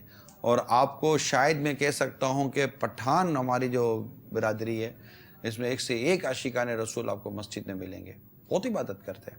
بلکہ یہ آپ کو داڑھی والے بھی ملیں گے. تو ایسا نہیں ہے مزدوری، یا دنیا میں مزدوری لوگ کرتے ہیں اور ٹف کام کرتے ہیں، لیکن جب نماز کا ٹائم ہوتا ہے تو اپنی نماز میں مشغول ہو جاتے ہیں، عبادت کی طرف بڑھتے ہیں. اور ویسے ایسے کام سے تھوڑا سا ایوائڈ کریں، یعنی اس انداز پر اپنے آپ کو ڈھالیں کہ اتنی مزدوری کرنا یا اتنی محنت کرنا یا اتنا کسی کام میں منہمک ہو جانا کہ عبادت کا وقت نہیں ملتا یا عبادت کی میں توجہ نہیں رہتی. اس پر بھی غور کرنا چاہیے کہ ہمیں اللہ تعالیٰ نے اپنی عبادت کے لیے پیدا کیا، ہمیں اللہ تعالیٰ کی عبادت کرنی ہے. اور اللہ تعالیٰ نے ہمارے لیے رزق کا ذمہ لیا ہے، یعنی اس بدن کو عبادت کے لیے باقی رکھنے کے لیے ایک رزق چاہیے، اس کی ایک طاقت چاہیے، اور وہ اللہ کی رحمت سے ہمیں ملتی ہے، اللہ اپنے کرم سے ہمیں عطا فرماتا ہے. تو ایسا نہیں ہے، یہ تصور کو ختم کریں اور عبادت کی طرف دھیان دیں. کال چلائیے. میں رضا محمد بات کر رہا ہوں بلوچستان سے، اور ہمیں آپ سے دعا کروانی تھی. عمران بھائی اور دل سخت ہے، مہربانی، جزاک اللہ خیرہ. اللہ تعالی ہم سب کا دل نرم کرے، ہمارے قلب کی سختی دور کرے. واقعی موت کو یاد کرے. ابھی کل کہیں میں حاضر تھا، کل پرسوں کی بات ہے، موت کی بات چلی تھی، تو انہوں نے کہا یار وہ موت، میں نے کہا آپ موت کا ذکر نہ بھی کرو تب بھی مرو گے. یعنی موت کا ذکر کرو گے تب بھی مرو گے، موت کا ذکر نہ کرو تب بھی مرو گے، دونوں صورتوں مرو گے. لیکن موت کا ذکر کرتے ہوئے مرو گے نا تو جو روزانہ 20 دفعہ موت کو یاد کرتا ہے جب وہ مرتا ہے تو اللہ تعالیٰ اسے شہادت کا رتبہ عطا فرماتا ہے. سبحان اللہ. اور موت کو جو کثرت سے یاد کرے گا تو کوئی عجب نہیں اللہ کی رحمت سے کہ اس پر موت کی سختی آسان کر دی جائے, کیونکہ وہ موت کی تیاری کرتے کرتے جیے گا نا, وہ ایسے افعال سے بچے گا جو اس پر موت کی وقت نزا کی سختی کا سبب بن جائے. تو اللہ تعالیٰ نرمی عطا فرمانے والا ہے اور اللہ ہم پر نزا کی سختیاں آسان فرمائے اور ہمیں مطلب کہ ایک ایسی موت عطا فرمائے. امام محمد رحمۃ اللہ تعالیٰ علیہ ان کو انتقال کے بعد کسی نے خواب میں دیکھ کر پوچھا کہ آپ کے ساتھ کیا معاملہ ہوا, موت کی سختی کے بارے میں آپ نے فرمایا بس روح نکل گئی, بس روح نکل گئی. اور اتنے عمدگی کے ساتھ آپ نے ارشاد فرمایا روح نکل گئی. تو اللہ جس کے لیے چاہے روح کا نکلنا آسان فرما دے اور جس کے لیے چاہے روح کا نکلنا سخت کر دے. نزا کی سختی جس پر چاہے آسان کر دے, نزا کی سختی جس پر چاہے مسلط فرما دے, وہ قادر مطلق ہے. تو موت تو کثرت سے یاد کریں, مرنا ہے, موت کی باتیں ہوں, موت کے تذکرے ہوں. موت ہے بھی ہر طرف موت موت موت موت, کہیں ایکسیڈنٹ کی موت تو کہیں مطلب کہ ہارٹ اٹیک کی موت ہے تو کہیں کینسر کی موت ہے تو کہیں مطلب کہ وہ کوئی بیچارہ کود کر انتقال کر جائیے. موت کے جہاں میں ہے عبرت کے ہر سو نمونے, مگر تجھ کو اندھا کیا رنگ و بو نے. جگہ جی لگانے کی دنیا نہیں ہے, یہ عبرت کی جا ہے تماشا نہیں. ہمارے ایک مدنی چینل پر آپ دیکھتے ہوں گے ہمارے نعت خوان ہیں عارف اتاری, پچھلے دنوں ان کی عمارت کے اندر عجیب واقعہ ہو گیا نا. چھت اوپر کی منزل پر جو میری معلومات ہے سلنڈر پھٹا اور نیچے ان کے والدین آرام کر رہے تھے اور چھت گری, آگ بھی لگ گئی اور وہ والد صاحب کا بھی بدن جھلس گیا, والدہ کا بھی بدن جھلس گیا. والد صاحب کی بھی تھوڑے وقت کے بعد انتقال ہو گیا اور پھر ہمارے عارف بھائی کی جو والدہ تھی ان کا بھی انتقال ہو گیا. میل سنت نے تعزیت بھی کی ہے. یہ حنیف بھائی ہیں, ان کے بھائی آصف بھائی ہیں اور عارف بھائی جو ہمیں اطلاع ملی تھی, میں نے بھی تعزیت کی. لیکن اس میں ہمارے لیے کتنی عبرت تھی. اللہ تعالیٰ مرحومین کی مغفرت فرمائے. بلڈنگ گری, اس میں 2 اور بھی مجھے اموات کا پتہ چلا اور کئی زخمی بھی ہو گئے. لیکن ظاہر ان کے لیے ہم دعائے مغفرت کریں گے, دعائے عافیت کریں گے, لیکن ہم سب کو اس پر غور کرنا چاہیے. موت ایسی جگہ پر بھی آ جاتی ہے جہاں پر بندہ انجوائمنٹ کے لیے گیا ہوتا ہے. آج کل جیسے چھٹیوں کا موسم ہے, لوگ گھومنے پھرنے جا رہے ہیں, عید کے بعد کے ایام ہیں, تو کسی شخص نے اپنا واقعہ بتایا کہ وہ یوں ہی کسی ہل اسٹیشن پر, ہل پلیس پر گھومنے پھرنے کے لیے گئے ہوئے تھے. پہاڑ سے پتھر برسے, لینڈ سلائڈنگ ہوئی, وہ گاڑی اس کے نیچے آئی. گاڑی میں خاندان کے جتنے افراد پکنک منانے گئے تھے سارے کے سارے اس میں جان بھاگ ہو گئے. اللہ مسلمانوں کی مغفرت کرے. جو مسلمان انتقال کر جاتے ہیں ظاہر ہے ان کے لیے دعائے مغفرت کی جائے گی, ان سے ہمدردی کی جائے گی. لیکن فاروق اعظم رضی اللہ تعالیٰ عنہ کا وہ مدنی پھول کے موت نصیحت کے لیے کافی ہے. قفا بالموت وعیذا, موت نصیحت کے لیے کافی ہے. یعنی جس کو موت سے بھی نصیحت نہ ملی, موت نے بھی جس کا دل نرم نہ کیا, اس کو مزید غور کرنا چاہیے. آپ نے میرا خیال ہے شاید کئی دفعہ اعلان سنا ہوگا, آپ کو میسیج آیا ہوگا کہ فلاں کا انتقال ہو گیا, اعلان بھی سنا ہوگا کہ فلاں کا انتقال ہو گیا.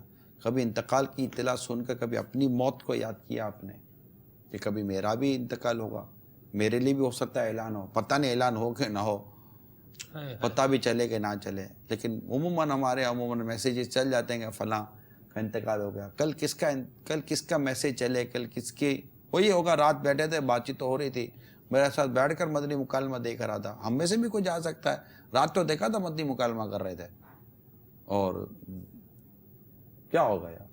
ہوتا ہے ایسا. میری سانسوں کی گنتی کب پوری ہوتی ہے میں نہیں جانتا, آپ کی سانسوں کی گنتی کب پوری ہوگی آپ بھی نہیں جانتے. یہ کوئی بینک بیلنس نہیں ہے جس کو ہم دیں گے تو ہم کو پتہ چل جائے گا کہ اب اتنا اماؤنٹ باقی ہے. یہ تو ہڈن ہے, چھپی ہوئی چیز ہے. آپ کی میری سانسیں کتنی ہیں آپ اور میں نہیں جانتے, لیکن جو ہی سانسیں پوری ہوں گی اسی لمحے ہم ڈھیر ہو جائیں گے, ختم ہو جائیں گے. یہ وہ تذکرہ ہے موت کا. اس طرح کے یہ موت کے تذکرے, موت موت موت موت. تو موت کے تذکرے جو انتقال کر گئے ان کو یاد کریں, ان کی قبروں کو یاد کریں, قبر کے اندر لاشوں کے گلنے سرنے کو یاد کریں. اچھی بری موت پر یاد کریں، قبر کے دبانے کو یاد کریں، یہ یاد کریں، یہی دل کو نرم کرتی ہے، آنکھوں میں آنسو لاتی ہے،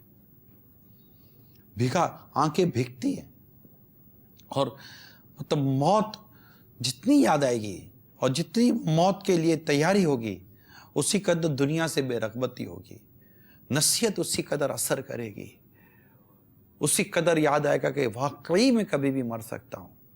بعض لوگوں کو ڈاکٹر کہہ دیتے آپ کے پاس 6 مہینے رہ گئے، مجھے تو 6 مہینے بولنے والا بھی کوئی نہیں ہے، 6 سیکنڈ کا پتہ نہیں، جس کو 6 مہینے کا ڈاکٹر نے کہہ دیا اس کو حقیقت ہے اس کو 6 سیکنڈ کا بھی پتہ نہیں ہے، لیکن وہ ایک میڈیکلی پوائنٹ آف ویو پہ ڈاکٹر نے کہہ دیا۔ اور بعض اوقات ہوتا ہے کہ جس کو ڈاکٹر الٹیمیٹم دے دیتا ہے وہ اس کی گاڑی چل رہی ہوتی ہے اور دوسرا نکل جاتا ہے دنیا چھوڑ کر۔ یہ موت کے تذکرے جو ابھی جو ہم موت کا تذکرہ کر رہے ہیں، جو ہم بیٹھے نا موت کا تذکرہ، کبھی آپ کو یاد ہے کہ آپ کسی مجلس میں بیٹھے ہیں اور موت کی بات ہو رہی ہے؟ سیدنا عمر بن عبدالعزیز رضی اللہ تعالیٰ عنہ، یہ وہ حاکم اسلام تھے، یہ وہ خلیفۃ المسلمین ہیں جو باقاعدہ موت کی گفتگو کا اہتمام فرماتے تھے، یعنی ان کی مجلس میں موت کے موضوع پر، قبر کے موضوع پر باقاعدہ گفتگو ہوتی تھی کہ موت کی باتیں سناؤ، تو وہ موت کی باتیں سنائی جاتی تھیں اور اس پر وہ روتے تھے۔ جب موت کی باتیں ہوں گی، موت کے تذکرے ہوں گے، رونا آئے گا، بندہ ظلم سے بچے گا۔ یار میں مر جاؤں گا کیا جواب دوں گا؟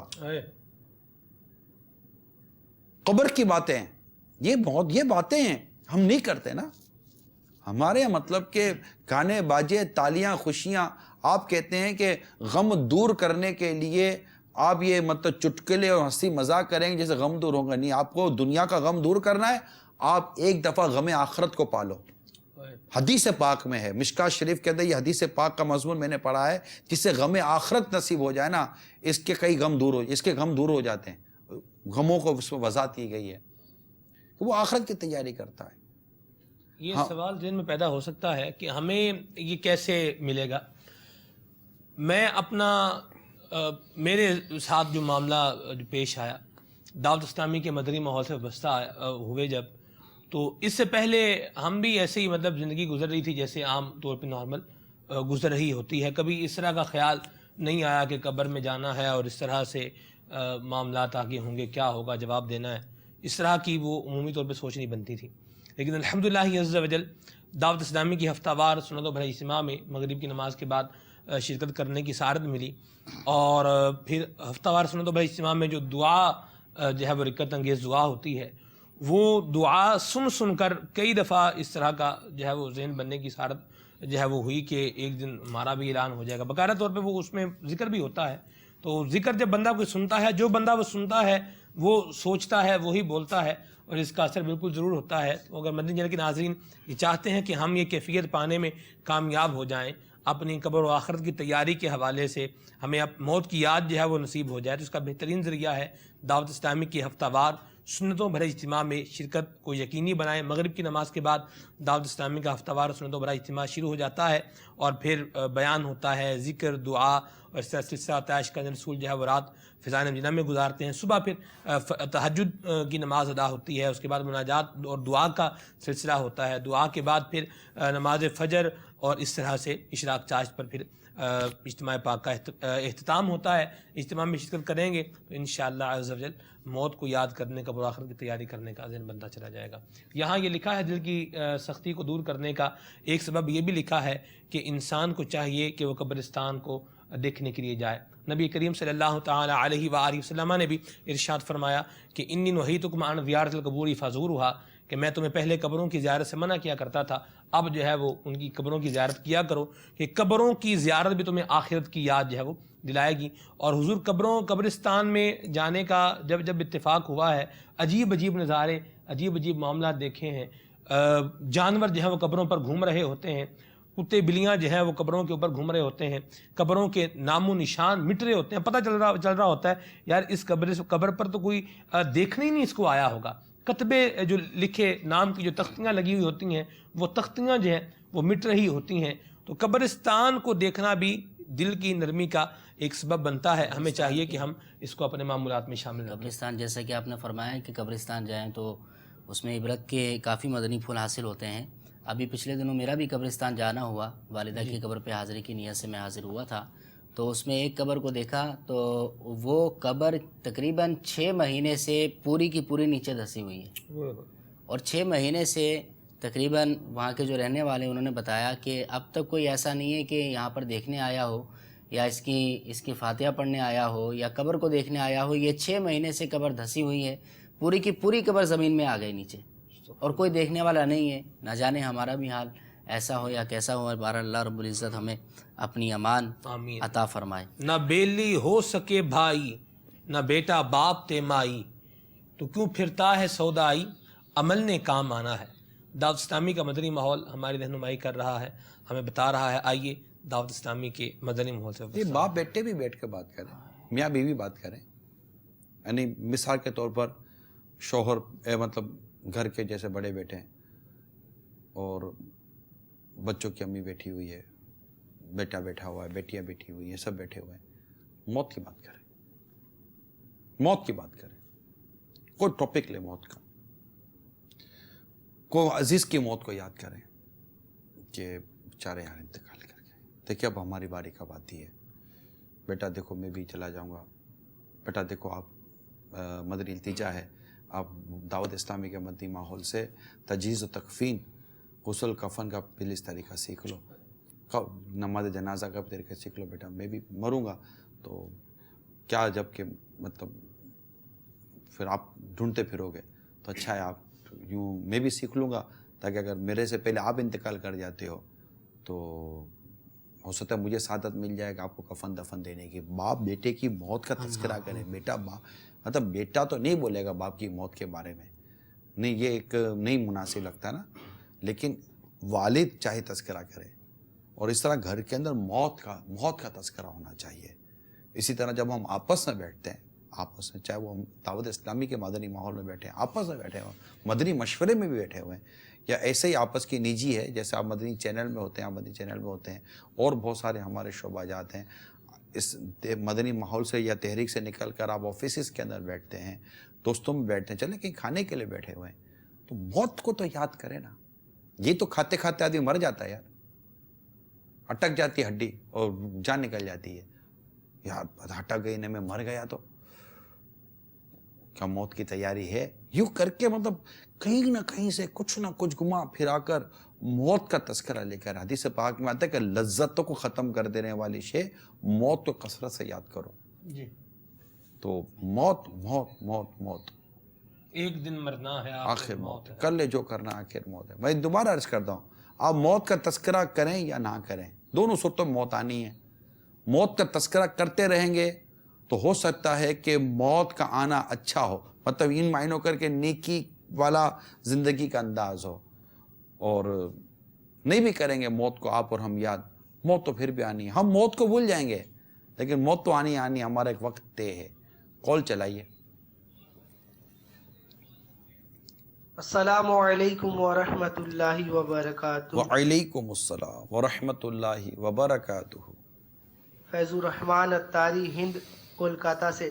نگران شورا کے اس سلسلے میں آپ سے یہ سوال ہے کہ جو لوگ گناہوں بھری زندگی گزارتے ہیں، نمازوں سے جن کا کوئی واسطہ نہیں، دین سے جن کا کوئی واسطہ نہیں، کیا ان کے دل بھی سخت ہو جاتے ہیں؟ اس کے لیے چند مدنی پھول ارشاد فرما دیجیے. السلام علیکم ورحمۃ اللہ وبرکاتہ. وعلیکم السلام ورحمۃ اللہ وبرکاتہ. میرے میٹھے میٹھے اسلام پہ اگر گناہ بھی دل سخت نہیں کرتے تو پھر سخت کرتے کون سی شے ہے؟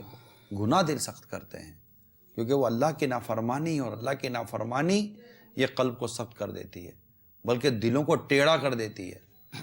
گناہ تو اتنے خطرناک ہیں کہ گناہ کرتے کرتے کرتے کرتے ڈر ہے کہ کہیں خدا نہ خواستہ کفر کے اندھیرے میں نہ گر جائے.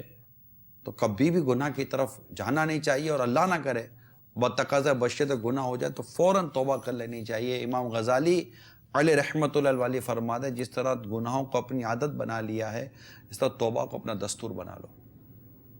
اللہ ہمارے حال پر رحم فرمائے اور موت کو کثرت سے یاد کر دے. یہ جتنے بھی آپ دیکھو سن رہے ہیں، دعوت اسلامی والوں کو بھی عرض کرتا ہوں، اللہ مجھے بھی نیکی اور پرہیزگاری کی توفیق عطا کرے. ہم سب میں سب کو عرض کرتا ہوں کہ کوئی نہیں، ہم سب مر جائیں گے. ہماری تمام خواہشات ہیں تو یہ ملا نہ وہ نہیں ملا، نہ یہ گیا نہ وہ نہیں گیا، نہ ادھر گئے نہ ادھر نہیں گئے، نہ وہ آگے نہ میں پیچھے، نہ یہ اوپر نہ میں نیچے، نہ یہ بہت سارے ایسے وسوسے اور خیالات دل و دماغ پر عموماً آتے ہیں. موت سب ختم کر دے گی. ایک موت آ جائے گی، سب چھوڑ کر چلے جائیں گے. ہم ہوں گے، قبر ہوگی، سوالہ جوابات ہوں گے، اعمال ہوں گے. نیکی پرہیزگاری کے ساتھ جینا اللہ تعالی ہمیں نصیب فرما دے. کال چلائیے. السلام علیکم ورحمۃ اللہ وبرکاتہ. وعلیکم السلام ورحمۃ اللہ وبرکاتہ. سگیتار محمد شاہ رخ اتاری، بوندی راجستھان، ہند امانی کابینہ سے عرض کر رہا ہوں. سلسلہ مدنی مکالمہ ماشاء اللہ نگران شورا آج پھر ماشاء اللہ مدنی مکالمے میں بہت ہی پیارا موضوع لے کر حاضر ہوئے ہیں. پیارے نگران شورا، یہ بھی بتا دیجئے کہ امیر اہل سنت پیارے مرشدی کی طبیعت اب کیسی ہے؟ الحمدللہ رب العالمین، طبیعت ماشاءاللہ بہتری کی طرف. تو گریجولی ایک نارمل زندگی کی جو روٹین ہوتی ہے اس کی طرف آنا ہے. لیکن ڈاکٹر کی ایڈوائز یہی ہے کہ بتدریج آنا ہے، گریجولی آنا ہے. ایک ساتھ اٹیمپ نہیں کر دینا کہ بس یوں ہو گیا، آنا ہے. تو ماشاءاللہ گریجولی بتدریج آہستہ آہستہ نارمل ایک انداز کی طرف لانے کی ہماری کوشش جاری ہے. اور امیر سنت خود اس معاملے میں ان کا اپنا کانفیڈنس، یہ تو ہمارا اعتماد بڑھاتے ہیں امیر سنت کی، تو یہ ہمارا کانفیڈنس خود بڑھاتے ہیں، ہمارا ڈیولپ کرتے ہیں کانفیڈنس. تو لیکن حکمت عملی اور جو بھی ڈاکٹر کے مشورے ہیں اس کے مطابق چلنے میں ہی بہتری نظر آتی ہے. بولنے کا بھی ڈاکٹر نے ابھی منع کیا ہے کہ زیادہ بولنے سے بھی پرابلم ہو رہا ہے. ہمارے سلسلے کا وقت بھی پورا ہوا چاہتا ہے.